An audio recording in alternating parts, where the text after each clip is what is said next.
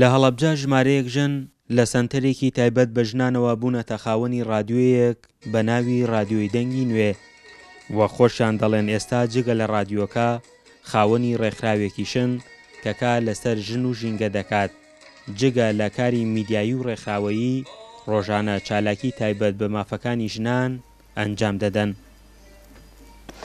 دەنگی نوێ توانیویەتی لێرە کۆمەڵێک ژن کۆبکاتەوە کە سەرەتا گەر ئیعلامیشیان نەزانی بێتوانیمانە فێری ئیعلامیان بکەین، ینی فێری کاری ڕاگەیاندن بن. دوای ئەوە بە نەتەوە و زمانی جیاواز و ئاینی جیاواز ئەتوانین بڵین دەنگی نوێ بۆتە کۆکەرەوەی هەموو فکر و بۆچوونە جیاوازەکان. وصلنا إلى نهاية فقراتنا في القسم الناجحين واللاجئين من راديو دنگی نوێ وننتقل إلى راديو الصوت الكردي الأمريكي. دم باش گهدار نجا و واشنطن رادیو کردی دنگی امریکا و ایرو سێشەمە 25 مەها 12 2018 پێشکەشکار و ئامادەکار و مۆنتێرەکان ژنن.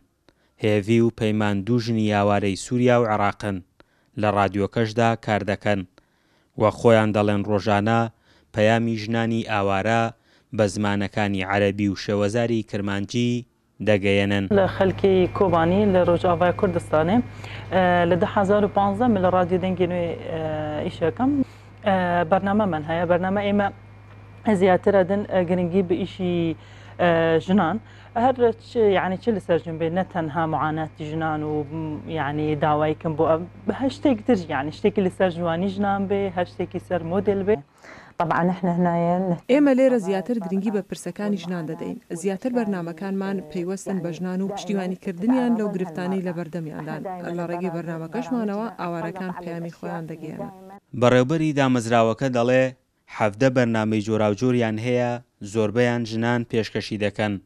ڕۆژانەش لە دوو کاتی جیاوازدا دەنگی کوردی ئەمریکا پەخش دەکەن. هەڵبەتە ڕادیۆکەش لەسەر دوو تەوەرەی ئەساسی گیژەکایەکێکیان ژنانە لەگەڵ لاوانە.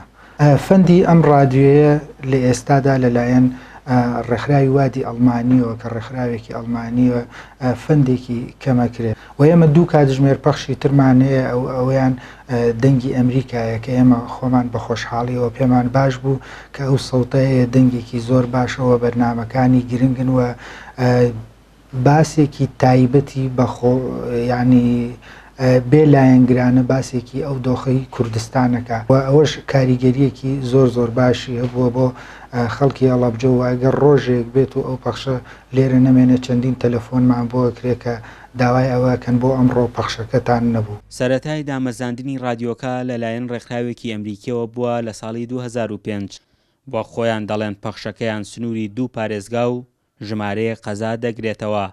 ڕۆژانەش خولی تایبەت و جۆراوجۆریان بۆ ژنان هەیە بەبێ جیاوازی جوگرافیا و ئاین و نەتەوە.